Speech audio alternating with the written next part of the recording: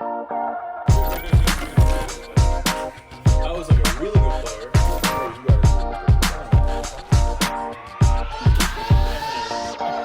Just the appreciation of basketball at all levels. Yeah, I'm a player. I feel like I just gotta get on the court. You know, I feel like if I get the opportunity to get on the court, that's where the name comes from. Everyday guys and the everyday conversations we have.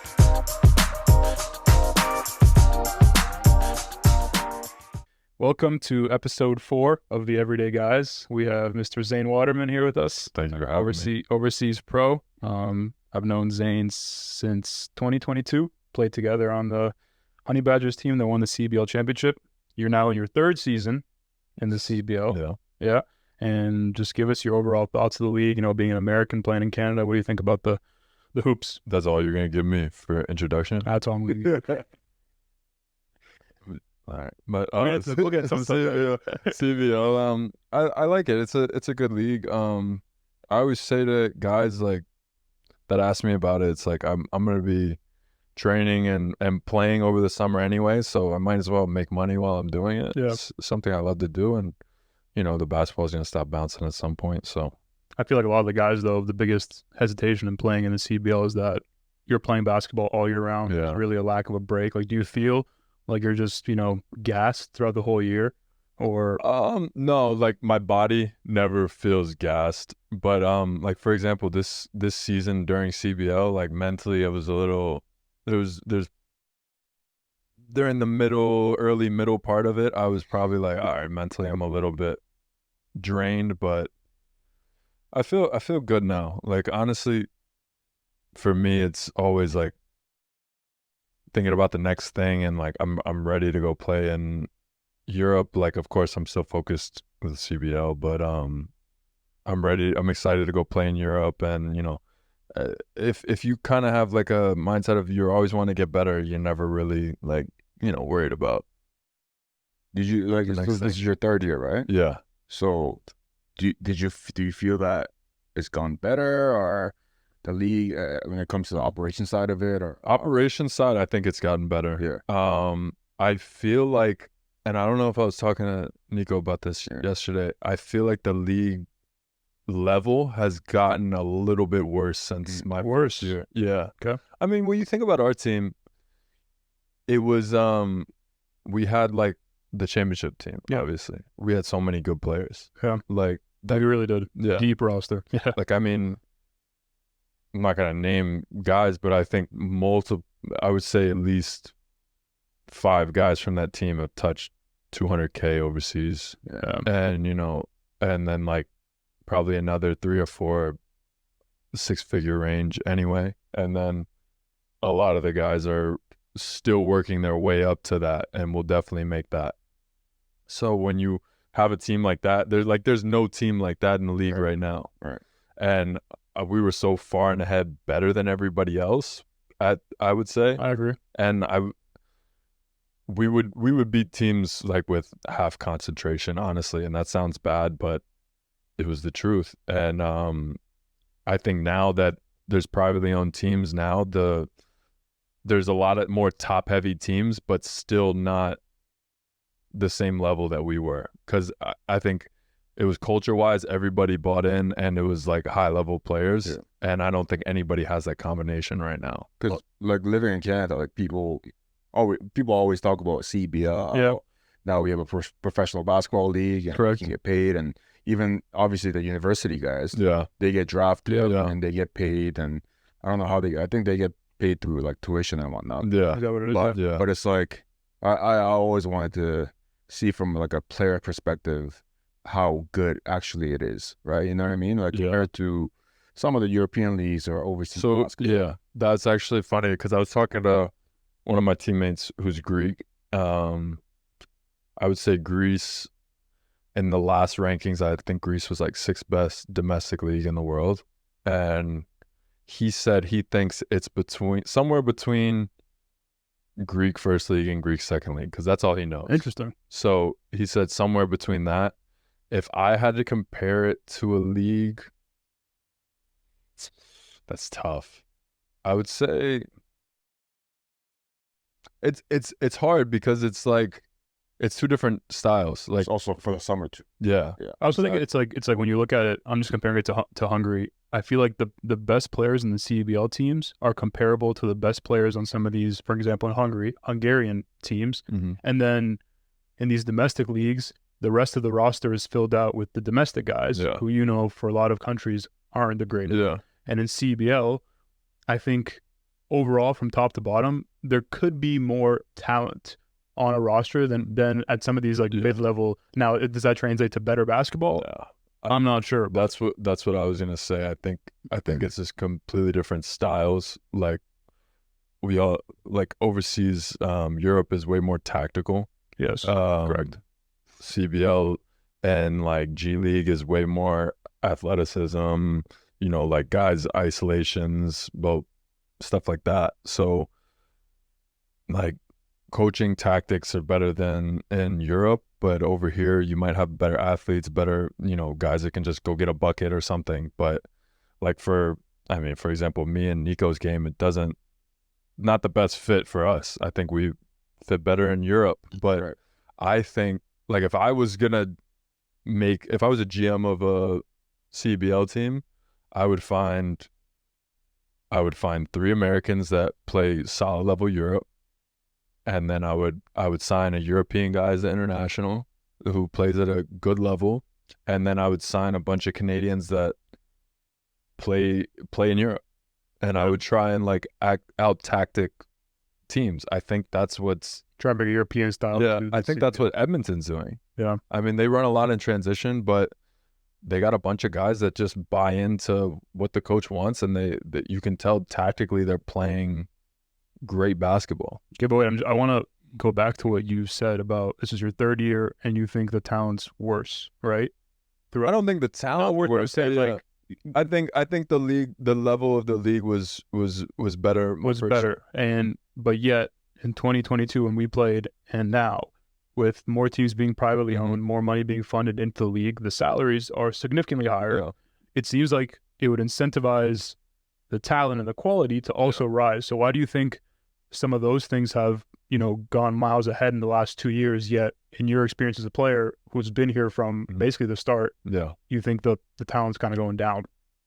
The talent, I don't think it's the talent. I think it's just the product, because the teams are more top heavy now. Mm-hmm. And so it's not as good because, there's a salary cap and everything, but it's kind of, I guess it's blurred a little bit more with the privately owned teams. I mean, I think the rule is with the privately owned teams, they have a salary cap of $10K, and then the public teams, and then the public teams have a salary cap of like 8.5.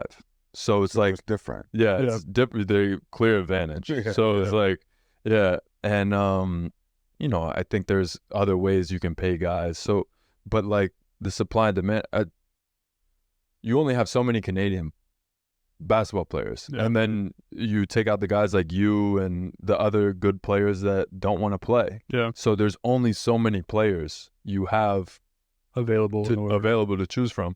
And so the privately owned teams know that, so they're paying supply and demand. They're paying extra for the Canadians they want. So it's like top heavy, and then a lot of youth sport guys or young guys that want to get a chance, they're not getting picked up by the privately owned team. So it's like there's a lot of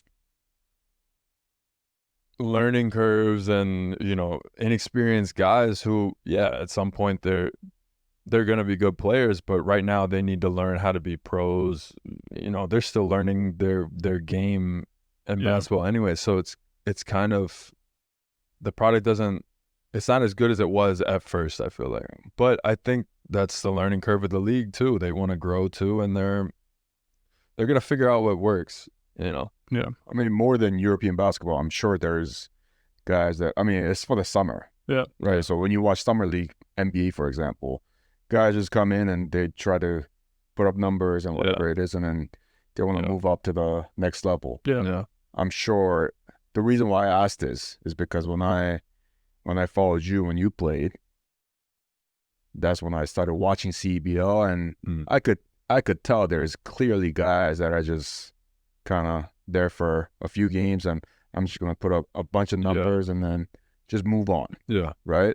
I'm sure that's. I mean, and you see guys that play in this play in the CBL and then they leave for the summer league as well. So I'm sure that has to do something with the quality of basketball, or like, you know, it almost feels like summer league. You know? I think, like, I mean, I only played one season. He's been in for 3, but the league itself is run very professionally, right? Right. Like the whole, but then I don't know if it's the fact that it's the summer or just the whole vibe of the CBL. It's exactly what you said. There is this underlying, like, it's not as serious as, let's say, an overseas. Yeah. There's always this component of, like, it's just way more chill. And I think when you combine that vibe with a player's will to, you know, win, do the right things or whatever, you create much sloppier play, much more selfish play. Like you said, guys just there to get their numbers, get a paycheck, and it's tough. Like, I don't know how the CBL will be able to make it, like, it's respected, but I'm just saying for players to take it much more seriously than they do. I feel like that's the biggest issue with the CBL. It's difficult. I don't know. But it goes to the argument where if you're not gonna take it serious, you gotta be a pro about it. Yeah, be a pro. Like, but it's difficult. I don't have the answer for it. But and you got to think about it. The nature of the league is guys are coming in late because they're finishing their European seasons. Takes a backseat to a bunch of other and things. A lot of guys are leaving early because they sign and their team wants them there early August. And it's like, you know, whenever somebody signs, it's like the first question the team asks is like, when do they want you? And it's like, you might be missing one of your best players for championship weekend or playoffs. And it's like, it's a new team so it's weird, man. It's weird. Go year round? I don't know what their goal is, but if you want to be like, I don't see how it can get.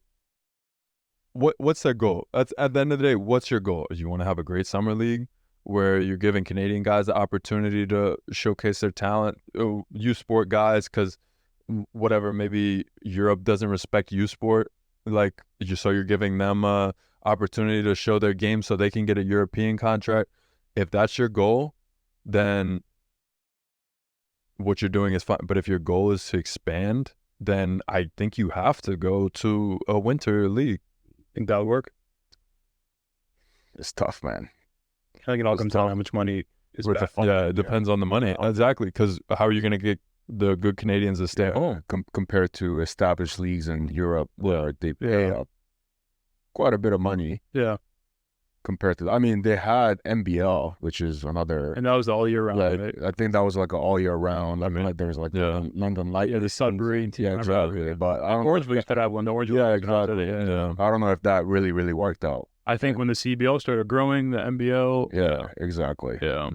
So this is your how many years playing professionally? 8 years, was it? No, 6. Yeah. Okay, you've been in 2018. Yeah, you've been in Finland, you've been in Germany, you've been in Lithuania. Like, was there a country that kind of stood out to you as far as not just basketball, but like living situation and? Oh yeah, like everyone always asks, like, what was your favorite country? And it's like, it depends on like what you ask. Like living situation, like Portugal was amazing. Like the quality of life was amazing. Very cheap, great weather. Like I played in Cyprus. It was like hot all year. Yeah. I mean, Finland, like the weather sucks, but like it's like a good solid league. Like you can really like propel your career. And what else? Like Lithuania, I love the country. I love the people. The weather sucks there too. And it's like, but the league is great. Like it's a high level league. I think they're 7 or 8. I don't remember. Probably be a little bit higher this year, but trying to think where else.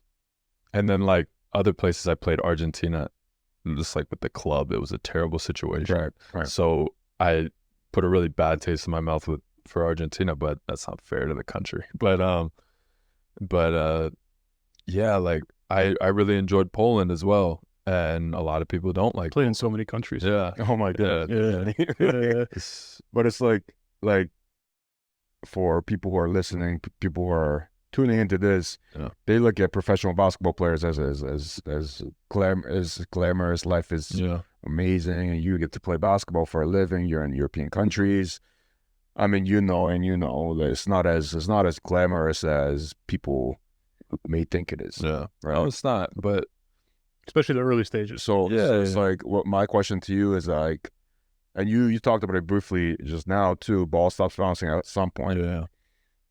Do you have that in your mind constantly? Do you feel, or do you just kind of go through the seasons and see how it goes? No, yeah, I don't really think about it at this point yet. Maybe when I get a little bit older I will. But my goal right now is to take care of my body as much as possible so I can play for as long as possible, because I mean, this is the best job in the world, even if it's not glamorous, Right. and it's better than anything else you could do. I mean, you're doing what you love. Yeah. I know. And yeah, I mean, to start off, it's not great, but you work your way up, you stay professional, and you get to a point where everything is great. So but yeah, I don't think about what's next yet. Like, I got an idea of what I want to do. Of course, I'd want to coach basketball and Right.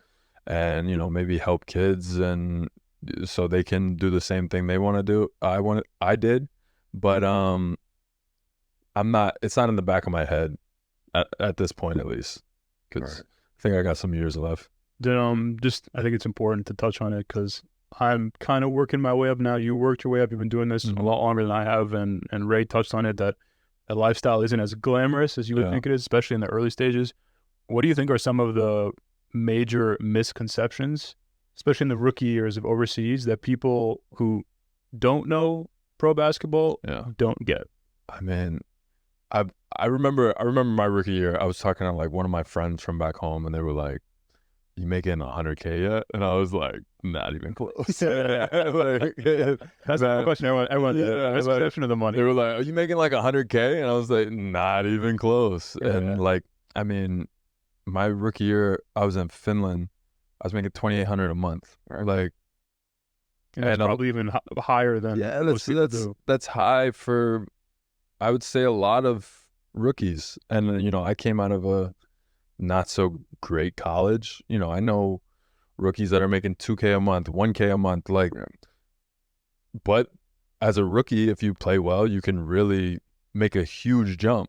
I know guys that tripled, quadrupled, 10 times their money after the rookie year. So it's not really about where you start. You just need an opportunity in a good league. It's about picking situation, opportunity, and everything. But yeah, it's not glamorous at all at first, and that's a lot of people think you're just going right into big paychecks. That's not how it is. But I also think Americans typically, more often than not, especially in the rookie years, struggle because they have a terrible time assimilating to like the European culture. You're in a little bit of an anomaly with that, where okay, in your later years, your now wife joins you. It's a little bit better when you're not by yourself. But even when you were by yourself, I just feel like you are much better at embracing the culture, kind of immersing yourself in the country you're in, and trying to make the most of the situation. Where a lot of guys, as you know to be the case, coop up in their apartment, and all they really do is complain about the fact that they're not in America. Yeah. So like,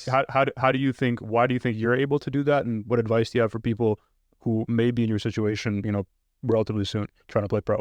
Well, I mean, I think you're doing this job that's you don't want to do anything else. Why not like make the most of it? Like, when am I ever gonna go to Finland again, other than when I'm playing there? When am I gonna ever go to Lithuania, other than when I'm playing there? So like, I'm gonna make the most out of it. I'm gonna see what their culture is like. I'm gonna hang out with the locals. I think you're going to be there anyway. You might as well enjoy your time there instead of just sitting in your apartment, staying up till 4 a.m. to watch the Lakers play. Like, instead, why don't you watch EuroLeague games? Like, why don't you watch the other local teams' games? There's no point in just forcing yourself to be miserable just because you're not at home. You can enjoy the place you're at. Okay, they don't have the food you normally like, but I'm sure you can. Isn't that crazy? I'm sure you can find food there that you'd enjoy, or maybe here's a crazy idea. Learn how to cook. I don't know. And like, you don't have to just go get food made for you. Make what you enjoy. That's a lot of it that I did my first year. Like, I wanted to save all the money I could. So instead of eating out or going to restaurants, I learned how to cook. I learned how to make things that I wanted to eat. If I wanted to have pasta, I would make it. And, you know, I think my rookie year, I only went out to eat 2 times the whole entire season. And it's like, you learn about yourself, you learn how to do new things. And like, I think you can grow so much as just a human just by being overseas and find out a lot about yourself, just being alone in a different country and, you know, everything. I think it's one of the best things I've ever done is go overseas alone and, you know, learn how to make myself happy. You learn how to cook in Hungary, or I knew before, man. This guy's and did you go out to eat, or all he does is air fryer stuff. I'm a big air fryer guy. That's not cooking. But and we're laughing at the food because so many teammates that we've had, usually they're the Americans. Yeah. You're in a country which has food you're not familiar with, but still really great food. Yeah.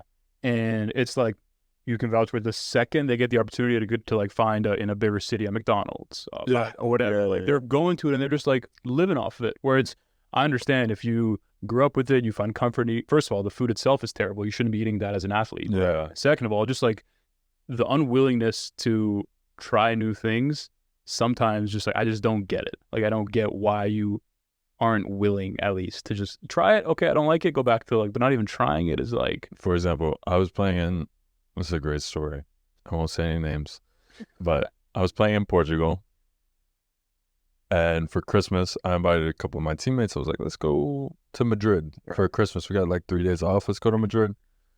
So we went, got an Airbnb in Madrid, and I'm with my wife, and they're and I'm like, yo, we're gonna go to see like flamenco dancing or something. And they were like, I was like, what are you guys gonna do? They were like, we saw Five Guys when we got here, we're gonna go to Five Guys. I was like, you can go to Five Guys whenever you want. Yeah. They got unlimited sushi in Madrid. It's like, there's so much stuff you can do. When are you ever gonna go back to Madrid? Yeah. Like, no, I know, I fully agree. But it's like, you know a lot of guys that play in the D League, for example, right? That could probably make more money in Europe. G League, bro. G League, sorry. You just made it yourself. G League. This G League, a throwback. Holy. G League, that honestly, a lot of them just play. They want to play in America. Yeah. It's not about. Yeah, it's about the money, but at the same time, I want to stay in America. I want to stay home. Yeah. I don't want to venture out, even though there's so much potential being in Europe and moving up to make more money and different, travel. Higher level. Yeah, exactly. Yeah. Right. But I don't think they're I don't think they're educated about European basketball. This is true. 2, they just want to stay home. Right. Like, it's like, to me, it's like the stupidest reason, but obviously I'm not the player. The disconnect that I don't get is I know a bunch of guys who play in the G League who would have great jobs overseas, but they're in the G League for either, like you said, A, strictly because they want to be in America, they want to be close to family and friends. All this is fine. Or B, they just want to be in a league with the exposure and potential to maybe crack the NBA, right? If this is the case and this is your decision as a player, credit to you. I'm not knocking it. And what I'm saying is, if you can't play in the G League for whatever reason, and you still want to play basketball and you go overseas and you make that decision yourself, don't like feel shitty about it, or don't act like it's like the end of the world. Yeah. You know what I mean? Like, then just don't play basketball. If you can't play in the G League and your only option is overseas and you're going to hate it while you're over there, don't play basketball. Yeah. I know it's easier said than done because a lot of guys probably don't know what they want to do with themselves after their career, but if you're really making that decision consciously, like, okay, can't play in the G, I still want to hoop, there's a good chance, and a team is paying you money to come play. Like, at the end of the day, it's like you said, it's pro hoops. Job, It's like, I don't know. I just think it's if it's that bad, don't do it. Yeah. Yeah. If you're struggling that bad with it, just don't do it. Stay at home and so just to shift you and Ray said you played in a lot of countries. Yeah. And majority of your career you've moved upwards. Yeah. Right? One of the, as I know you and I know I know some of the backstory. I think your biggest jump was when you went to go play in Germany. Yeah. Really good league, BBL, and it didn't turn out quite the way you expected it to. Yeah. And I think for a lot of players' careers in Europe, it's not, gradually working their way up. Yeah. For some it is, but a lot of times it's filled with ups and downs. So kind of explain what happened there and for players, coming into Europe and like what are some ways that they can kind of make sure that there's save themselves from these situations that you faced. Yeah, I guess so my situation was, You can give the backstory of how you got there. yeah, so I played my rookie year in Finland. Yep. I averaged like 14 and 7, which is solid numbers. As a rookie, it's great, honestly.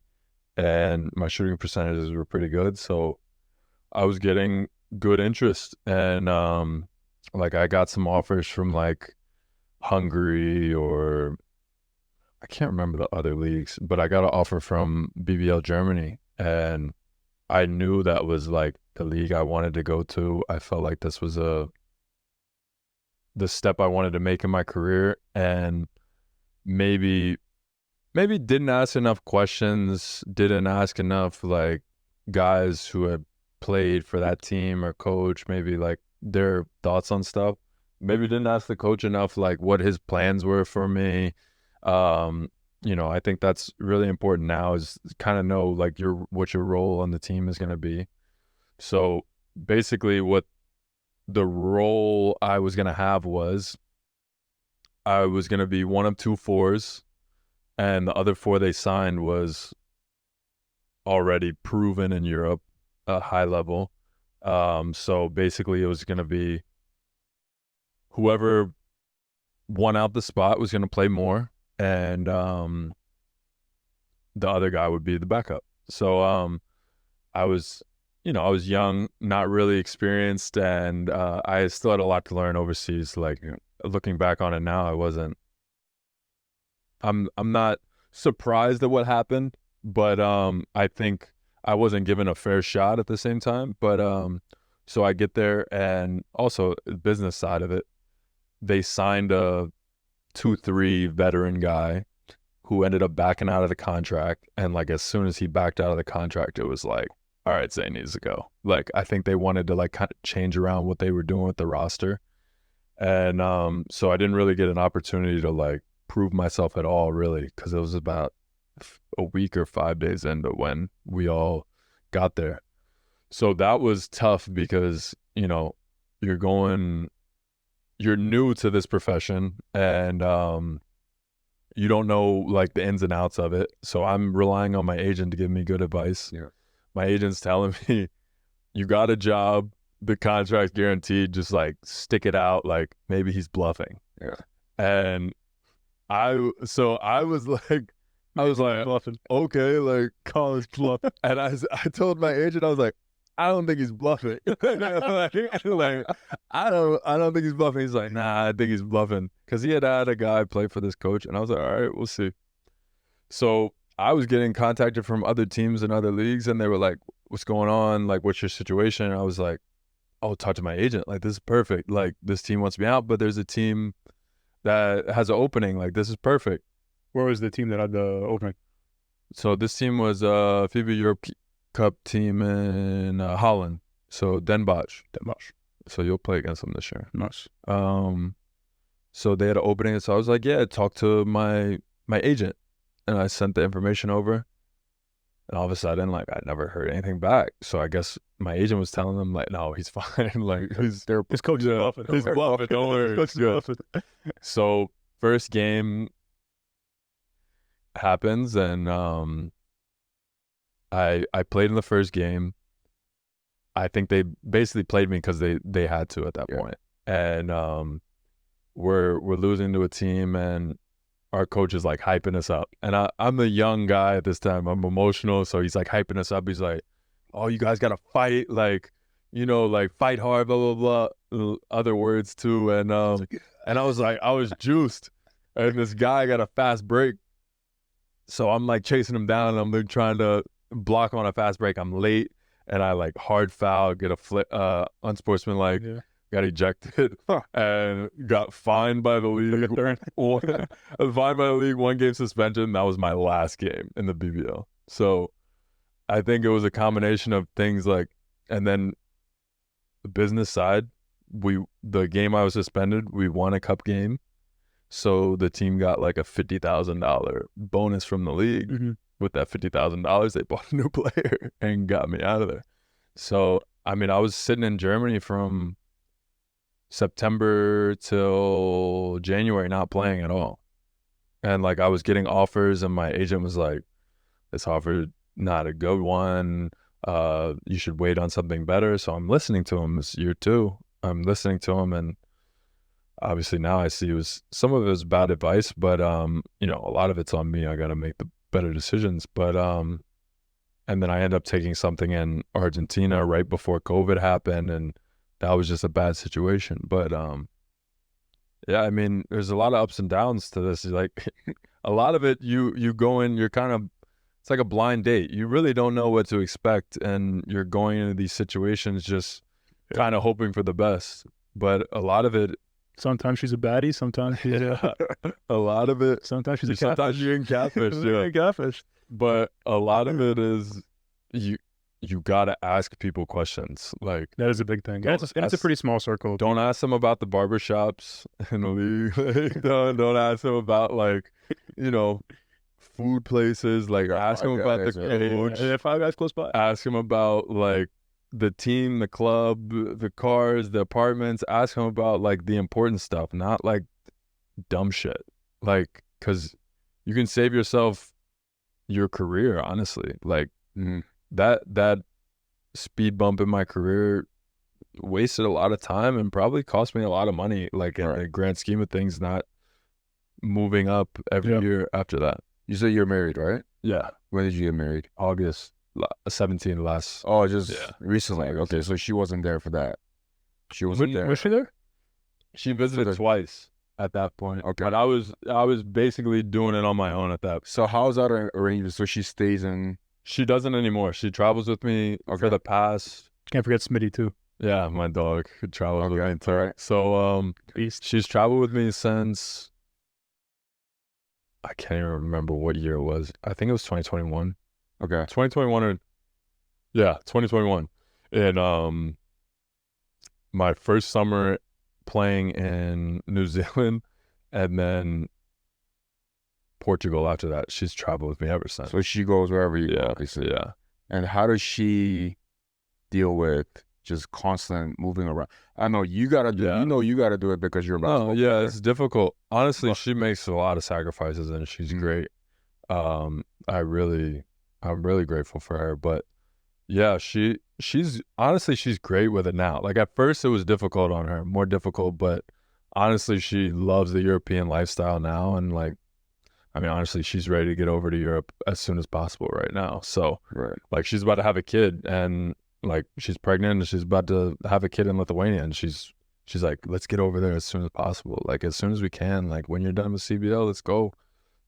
Great. Like, I'm the same way. I really enjoy the lifestyle over there, and it's kind of like you get more comfortable in Europe. Honestly, you get used to the culture. I mean, I guess if you really embrace it, like we were talking about earlier, you get really comfortable because it's a relaxing, comfortable culture, and you get really used to it, and it's really enjoyable. So she's done a great job adjusting. Like, she wants to raise our kids in Europe. She wants to, you know, she's really happy with moving to Europe after them playing. So I think it's amazing. It's one of the things where she was really against it at first. Oh, she was? Yeah, like, not against it, but she never saw herself traveling the world. She saw herself being in New York, close to her family. But as she's seen, like, the European lifestyle, she's like, oh, this is great. Like, I could see myself living in Europe. And, like, we've talked about it with you before.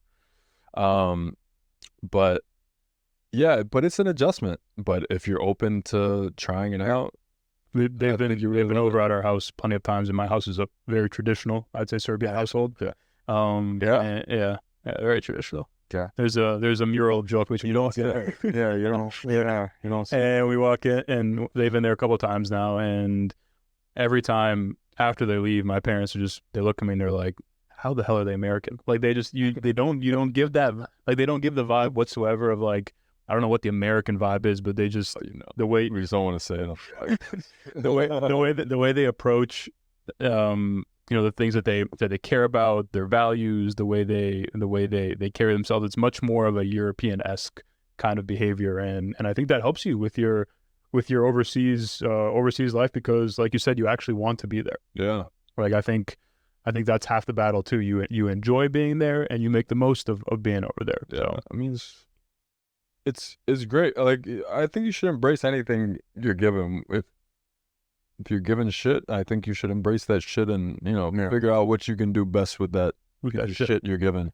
Yeah. And if you're given, life gives you lemon, you make lemonade. And if it gives you shit, you make, I guess, more shit. And what do your parents feel about, like, how do they feel about, I mean, you're a grown out man. Yeah, honestly, yeah, I think it's rough on my mom. Yeah. But yeah, what can I do? Yeah. What can I do? But yeah, especially with a kid on the way, I think she sees that, she's gonna be a grandma. I don't know how much I'm gonna see my grandchildren. Yeah. But I mean, what can I do? Is it your kid moves away at some point? You're not gonna live in your house for forever. And if I was living in California, it would be the same thing basically. If I have to move away for a job, but it's difficult. But I wouldn't. I can't change what I want to do for that. But it sucks. I mean, I think if they love you, they know you're doing the thing that you love to do, and I'm sure they support you from afar. Okay, yeah, they support me for sure, but it's difficult on my mom for sure. Yeah. What was I going to say? Before you were talking about the whole Germany situation, you mentioned how much of a role your agent played in both the whole bluffing thing, where he was bluffing, and afterwards, putting you in situations following Germany. Yeah. I think. Well, I fired my agent after that. Well, what I'm going to say is I think that people who don't know about overseas underestimate the importance an agent has in a player's career. You've, like I've said, been at this longer than I have. You've been through more agents. I'm only on my second agent. You're on your what? Like, how many agents have you been through? 4. Okay, so just shed some light on how to properly pick an agent, when to know that you should switch an agent, and just kind of like how important they really are in the success of an overseas career. I mean, it all depends on what you want. So, like, I'm big on communication. Me and my agent talk a lot. Yeah, it's honestly weird. Yeah. They text like every day. Yeah, it's a little weird. Not about basketball. It's like, like shooting the shit going. Yeah. How's your dog? Yeah. But he's a great guy. But I mean, honestly, like, a lot of it has to do with, like, ask questions again. Like, it's not hard to find the client lists, and then you can just find the guys on Instagram and ask them, what do you think about this agent? Or, and I don't know, like, the other thing you asked about when it's time to fire him, it's kind of like a feel thing. Like, like, it's, if he's not doing what you want, you gotta, like, the situation with the Germany, that was bad advice. Told me not to take other jobs, that was bad advice. Put me in Argentina, that was a bad move. It was. Do you break up over text or do you break up over call? I think with him, I did it over text. Oof. My other agent, I did over phone call. So you liked him a little bit better. He was the other agent that I did over call. He was American, so I think he wanted that more. The European agent, it's strictly business with them. Then okay, like, that is true. They're much more. They don't. They're not really worried about the relationship. I think the American culture is more like, oh, this is my guy. It's never just your guy. So I gave him a call, and he tried to talk me into staying. Like, the European agent, for example, when I fired him, he was just like, okay, best of luck, and it was like, that was it. Yeah. So I mean, at the end of the day, they work for you. So if you're not happy with what they're doing, then you need to fire them. Obviously, you need to be smart about it. Like, maybe you have unrealistic expectations. Like, if you're coming from the last place team in Austria, like he's probably not going to get you a EuroLeague job. You shouldn't fire him for not getting you a EuroLeague job. You know, Yeah. if you're coming from a bad league and you're not producing and you're not getting jobs, that's probably not his fault. Like Yeah. at the end of the day, they get you the jobs, but you still have to produce. So if you're not producing, you can't blame them for it. You know, You text with your agent every day, or Definitely not every day, but it's also also the text that you got? Huh? Tell them about the text you, which one? the numbers.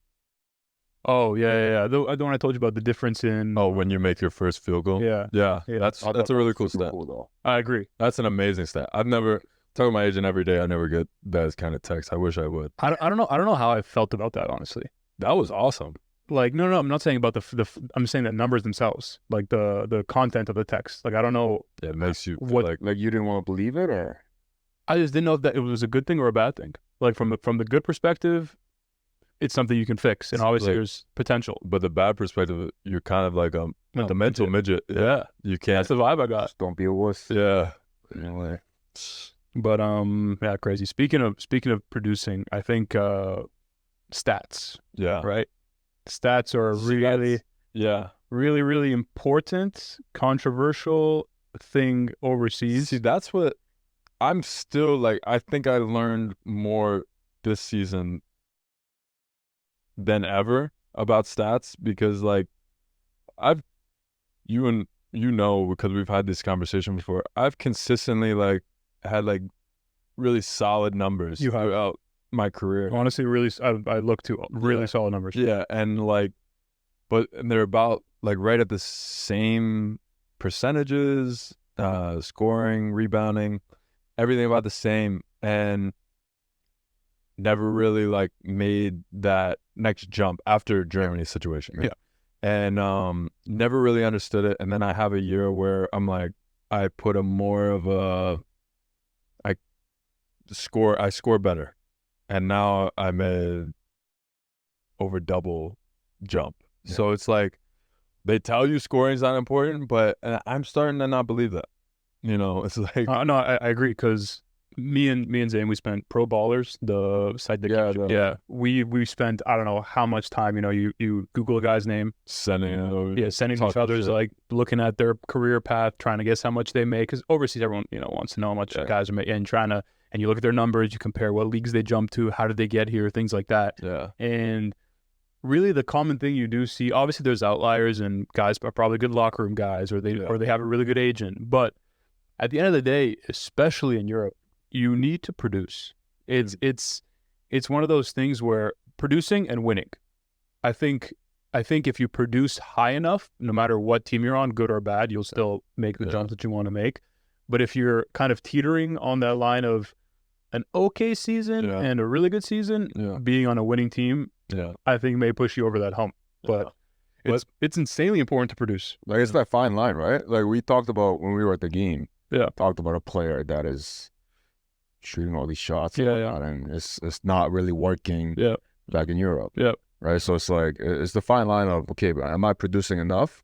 But then am I also being a little bit of selfish in a way and that's just taking crazy shots and that looks bad so at the end of the day. So for example, my rookie year in Finland, I was with two other rookies and one like veteran guy who was like suffered with injuries throughout his career.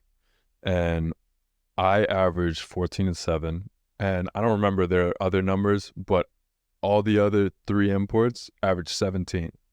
So I averaged the least amount of points, but I made the biggest jump the next year.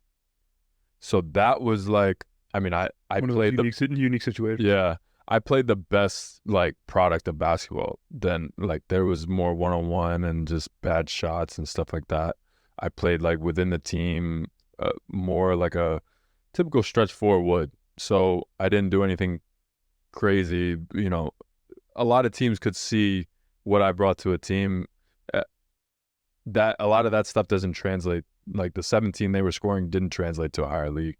So that was like, I guess the only time where like scoring didn't take a, front seat for that job. But yeah, I noticed this year is, I got the best offers after I scored the most. So, but when you're over there, the teams are like, scoring doesn't matter. Yeah, it doesn't really. Maybe it might not matter to you. Yeah. But for my job, it kind of does. The one thing, touching on what you mentioned and the guy we were talking about when we were watching the CBL game, what I've noticed though, and I'm sure you can agree, is if you're a scorer, right? If you're an efficient scorer and you score the ball at a high level at a really good clip and you do it within the framework of the team, you are going to play high level basketball. Right. If you're a scorer who scores inefficiently, so let's say there's guys in Europe who average 20 plus. They're in Hungary too, who are just selfish guys, take bad shots, disrupt the rhythm. They will always have jobs. Don't get it twisted. Like if you score 20 points and you take every single shot in the game, there's not going to be a team that's going to be like, oh man, like this guy's way too selfish. We're not going to take him. He'll always find a job, but it's not going to be a high level. It's not going to be a high level job. They'll still probably earn a decent amount of money throughout their career. I'm not talking about big figures, but I'm saying enough to, say you're a solid professional basketball player. Yeah. But to touch those upper echelon leagues, you have to be an efficient player, efficient scorer, efficient everything. Well, upper echelon leagues on a good team. On a good team. Because if your bottom team in even Germany, a great league, or Greece, another great league. If you're a bottom team, you're still not making a lot. Yeah. But like if even Lithuania, some teams. But if you're like a top 4 team or like a middle of the pack team, you're making good salary, and they're not going to take guys that are inefficient scorers. Yeah, I agree. So we talked about moving up. Do you have like a specific goal in mind, or is it more? I mean, I try to do my best every season. I see where it gets. I mean, of course, like it's a job, so you want to make as much money as possible. Yeah. But I don't make it about money when I'm making decisions. I want to play in the highest league possible. My goal is to make it to EuroLeague, and I'm gonna try my hardest to get to that. And I try to make every decision every summer based off that goal. So I might turn down more money to go to a better league so I can prove myself. Which you've done. I've done it every year. I did it this year. And so I'm trying to get to that goal, and I'm taking pay cuts in order to try and chase that dream. And if it happens, it happens, and if it doesn't, it's at least I can say I tried. So when your career is all said and done, like you said, you're not necessarily qualifying the success of your career based off of how much money you're going to make. No. So when you finish your career, regardless, whether you make it to the EuroLeague, whether you stay in Lithuania for the rest of your career, whatever the case may be, when it's all said and done, how are you going to determine whether or not you feel like you were successful, or do you already feel like you're successable? I mean, like, is there something that needs to happen for you to be like, you know what? I feel like I'm successful. Like I've given my best shot. I'm successful. I'm just saying, what do you think of your? Yeah. I wasn't saying you did it. Again, look how scared he gets. I'm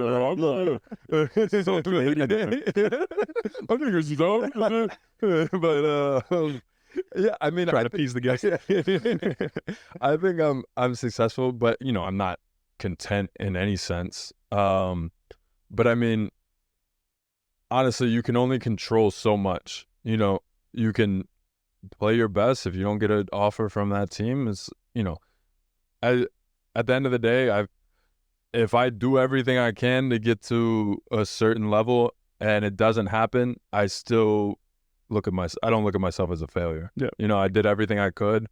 There were some bumps in the road. It's not, you can only control is what you can control. Yeah. And, I can't be upset at myself for certain things happening. But I mean, if I'm just being like an idiot and not actually doing what I can, then that's a failure. But if you're doing the best you can, and you can't sign yourself at a EuroLeague team, they have to want you, they have to take you, it has to be what they want for that year. It's a lot of things have to align. A lot of things have to That's align. a good message, because I work with high school kids, and they all think success has to be the same for everybody. To me, everyone has a different way of being successful and feeling successful.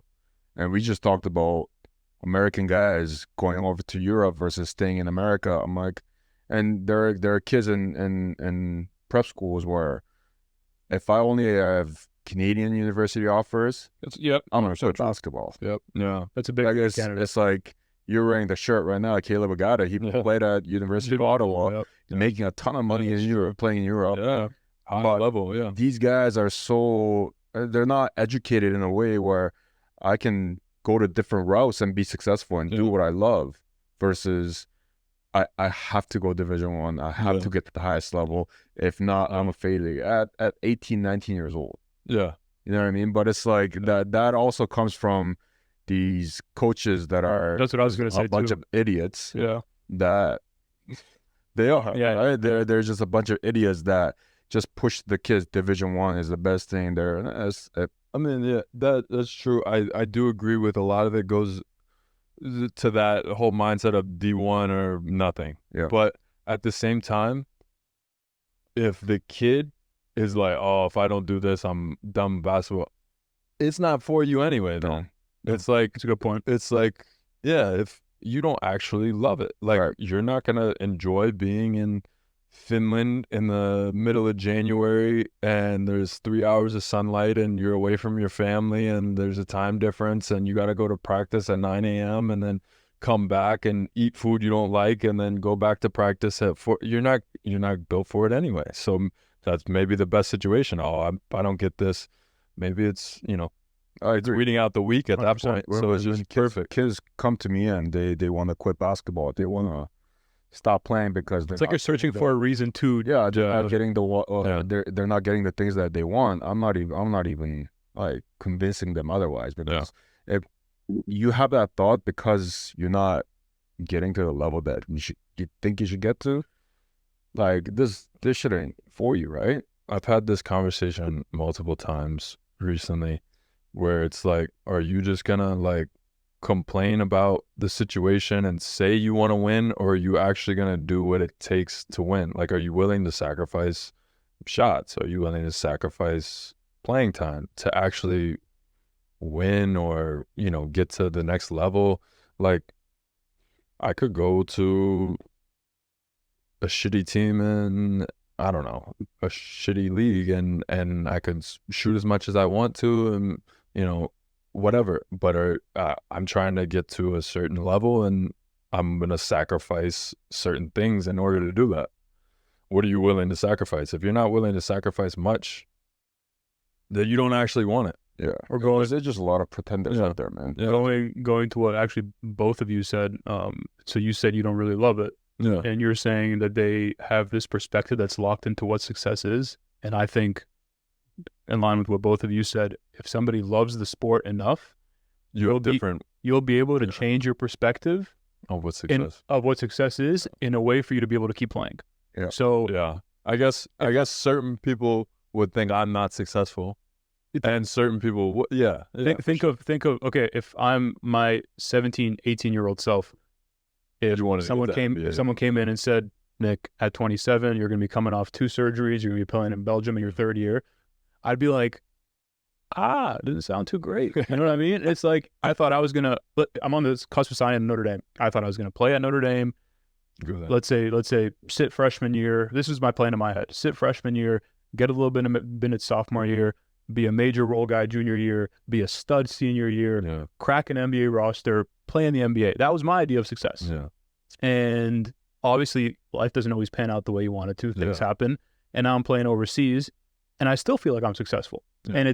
And like you said, if I maybe didn't love basketball enough, or if I was locked into that one perspective, as soon as an adversity came, not playing at Notre Dame, being by myself, I would find the easiest reason to just quit playing.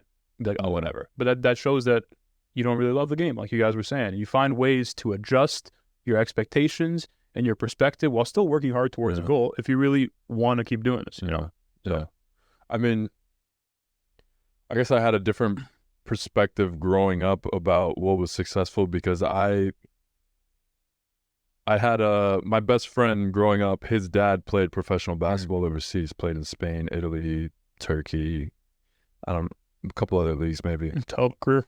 Yeah, he was great. Really good numbers. And so I guess I knew that, you could be successful. I saw his big house. I saw his multiple cars. I saw his basketball court in his backyard. So I think anybody would consider that successful. So I knew there was different routes to be successful with basketball. So I guess I didn't have the typical, like, D1 college kid thinking like, oh, NBA or nothing. So I guess that kind of helped me throughout everything too. But I mean, you can be successful with basketball in multiple different ways. I think you look at the top of EuroLeague, guys we know or guys that we can see their salary, they're making more money than some NBA players, and they're the star player on their team, in different situations. Of course, everybody can't be the star, but you can still make really good money overseas, and it's better than sitting on an NBA bench, and that's, waving a towel. And even that, the changes of perspective, that doesn't even apply to basketball. Like, that applies to life. Yeah, for sure. You know what I mean? Whatever the career is that you choose. Let's say tomorrow you have a career-ending injury, and next thing you know, you switch into another career and you become 10 times more successful. 10 times more successful in your new career than you were playing professional basketball. Yeah. And it's like, if you don't have the ability to switch your perspective, maybe you get absolutely overcome with negative emotions that'll come with. Yeah. So it's like, I think that's a life skill too. I had a kid a few years ago. Yeah, I had a kid a few years ago, high school kid, like 6'7", big guy, not very skilled. Yeah, she's probably averaging at the time in high school 4 to 5 points. Yeah. I had a meeting with him because he's unhappy about what year his role, playing time, whatever. Last year, senior year. No offers, nothing. No, nothing. Go. And I'm like, what's your goal? Like, what's your goal in basketball? It's like, I want to make it to the NBA, right? You don't want to be as a coach and as an adult be like, no, you're just fucking delusional. Yeah. Right? So you go crazy. Yeah. So you go, okay, like, who do you model yourself after? Yes. Like, who do you look at? I think he said, like, Paul George. All right. So I go, how about like maybe PJ Tucker, right? You can defend, and the face he made was like, this guy's amazing. what are you talking about, man? Yeah. PJ Tucker. Yeah. Are you serious? Yeah. When he said that, I got so mad. Yeah. Because I'm like, I look at guys like you and guys who are trying to crack the roster of the NBA that are way better and work way harder, that are still trying to make it. It's a disrespectful kind of thing. It's like, how can you have such disrespect? Like, PJ Tucker is a NBA player that he's been playing for over 15 years and played overseas, making a bunch of money. Played overseas too. You're scoffing at that, but I guarantee you, he would cook you. Yeah, he went to freaking make you look like a child. Averaged 15, 16 points, and then he found the role in the NBA. But I guarantee you, there's so many kids that are out there that are thinking that, oh, being PJ Tucker is not cool. What Z said about his son? Yeah. His son's a little bit on the shorter side, point guard. He's 14 now, 15. Yeah. He wants to be like Kyrie Irving. Mm-hmm. And Z trainer is like, think about Kevin Pangos. Yeah. How fundamentally sound, makes the right, and you see those, like you just said, Paul George, embarrassed to be PJ Tucker. Yeah, like, are you serious? I don't know what his career earnings are, but it is. There's a lot. It's a lot of money. It's a lot. So it just I mean, I think the thing, like, even like, I understand being mad at, like, scoffing him being compared to PJ Tucker. I understand being mad about that. But what pisses me off the most about it is, like, guys will say, oh, I want to be Paul George. Okay. What are you doing? What are you doing to be like Paul George? Yeah. Like, how much are you working out? Yeah. How much are you in the weight room? What's your diet like? Because if PJ Tucker or Paul George, they're not eating McDonald's and bullshit and candy from the vending machine. And they're PJ Tucker and Paul George, they're both working on their game endlessly, twice a day, like getting up thousands of shots. Like we talk about JJ Redick, who's like a psycho with his routine. Yeah, like his off day, he was getting up 400 makes. That was his off day. He was getting 400 makes. And this is the same kid that thought about quitting after his senior year because he didn't make it to the level that he thought he should have gone to. Yeah. And you have, I even had a meeting, like an exit meeting with him and his trainer or whatever. The trainer's saying, why wasn't he averaging 20 and 10? Probably just because you're a bad trainer. I'm like, that's what I would have told him. I'm like, because he's not good. Yeah. Because he's not good to average 20 and 10. What are you talking about? But from his perspective, because the trainer is, you train him. yeah, You because should know the answer to that. because the trainer is feeding him on a lot of bullshit, he's thinking, oh, I got to average 20 and 10. I have capabilities to do that. Yep. But this guy's not letting me do that. Yep. Right? So it just, yeah, it's a lot of that.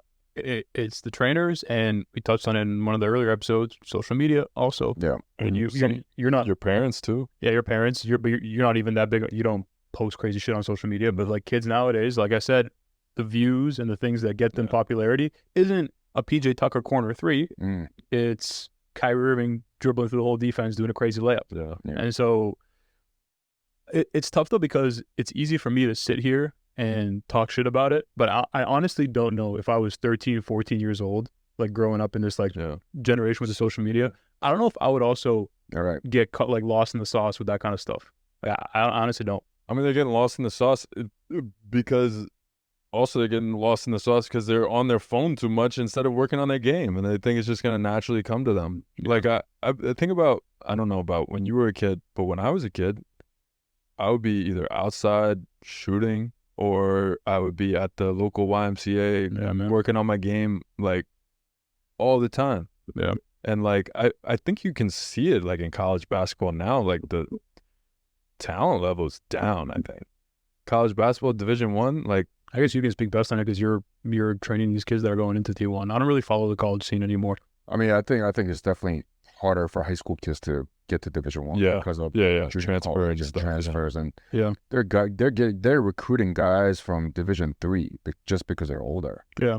Right. So like it's a copycat league. They're developed, right, and then they have to win, and they go, oh, I saw one team that won a bunch of games because they had a bunch of older guys, so I'm going to do the same thing. So I'm going to recruit, instead of trying to develop high school kids, I'm going to recruit from D3, D2, and just get older guys. Because at that point, also, it's like a high school kid, 18-year-old kid going up against a 22-year-old man.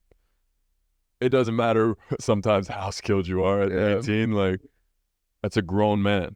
And it's the thing that you talked about, social media, and kids, they don't want to put in the work, but they want to be that. Yeah. I feel like that's kind of how coaches are too nowadays, in a way where it's one, they have the whole job security thing. Yeah, true. But two, they would rather put in little amount of time with an older guy so I can win versus developing, try to develop this younger guy so I can, in 3 years, 4 years, he can be a great player. But do you feel the high school kids coming into college are better now than, let's say, when I was going into college? Yeah, that's a good question.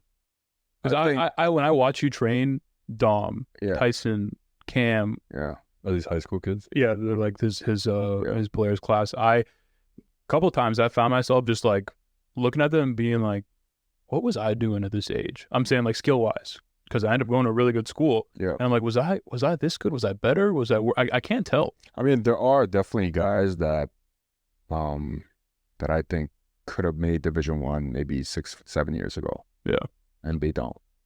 Right, and there are guys that are playing, and my former players too, like that are seniors and fifth-year players in college. I go like, he would never make it to Division I. Interesting. If he played now, right? Because the pool got larger. Yeah. Right. Because So you think because the pool got larger, not the talent? Like, is it a pool or a talent? I think it's just a pool thing. A pool thing. Right. I think it's the pool thing, and a little bit of talent too. Obviously, they're back in the day, even 6-7 years ago. How many these basketball trainers were there? Yeah.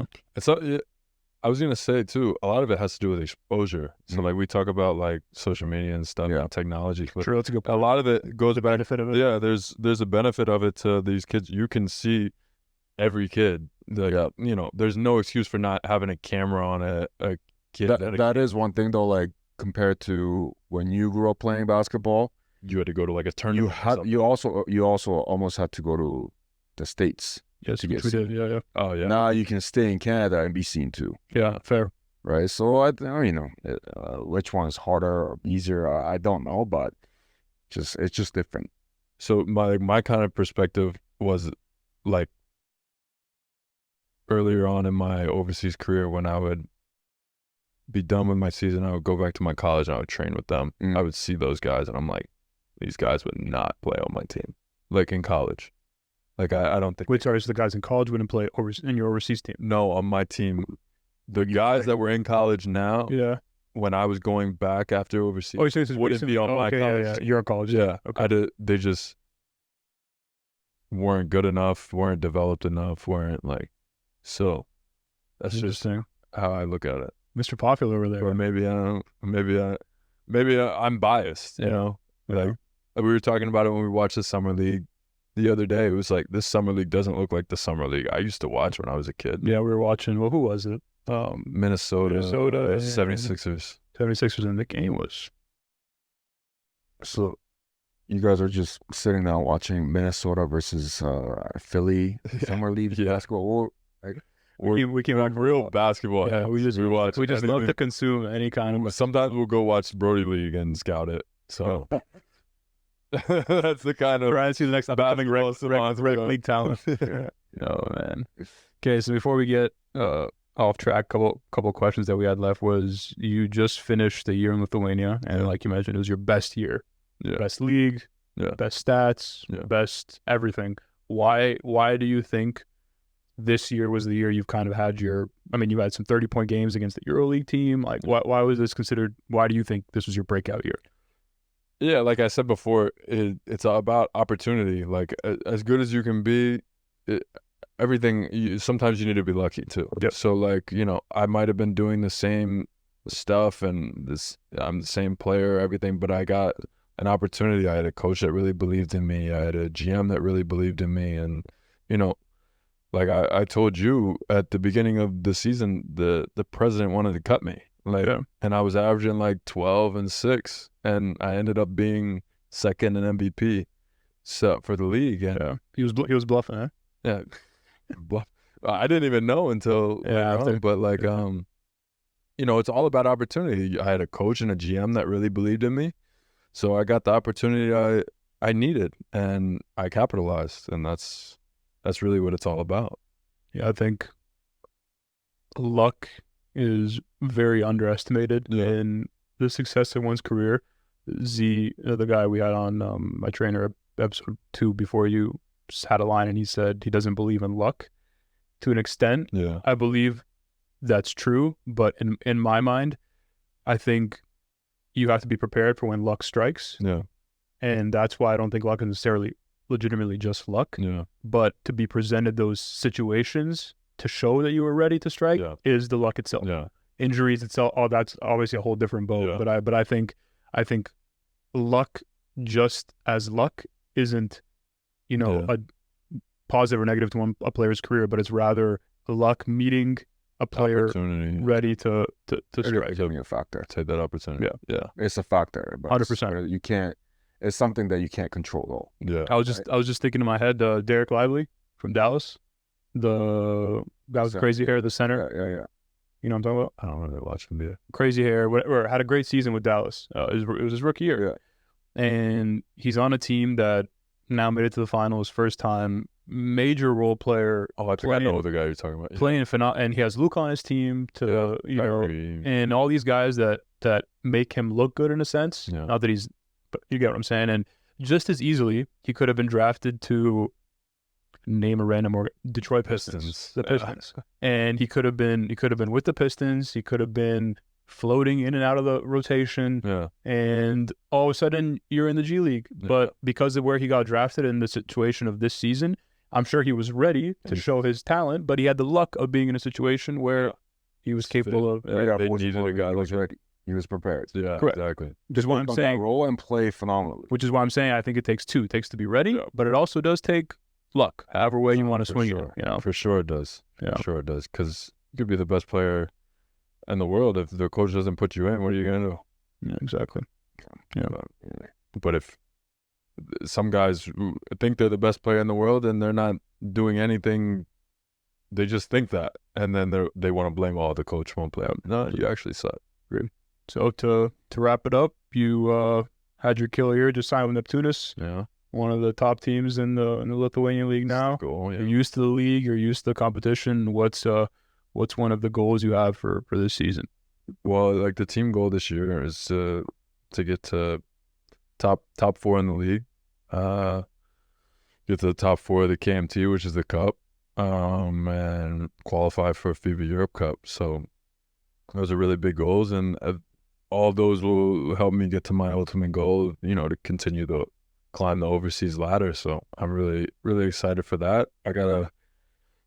Supposed to have a really good role with the team. Obviously, that goes into I got to do the proper work to And be ready to be ready for that. And a really respected coach, used to coach at Panathinaikos and a EuroLeague team. So I'm excited to, honestly, one of the main reasons I took this was, I think, learning from him paired with the role I'll have on the team. I think, it can set me up to make another really big jump. So I'm really excited for that. Really excited to learn from him and hopefully have another year like last year, but maybe win with the team a little more. I like it, man. I like it. Well, All right. appreciate you coming on, man. Thought it was a Appreciate great you episode. having Lots of good insight. Thank you. Yep. Thank you, man. Thank you. Appreciate you guys. Yep.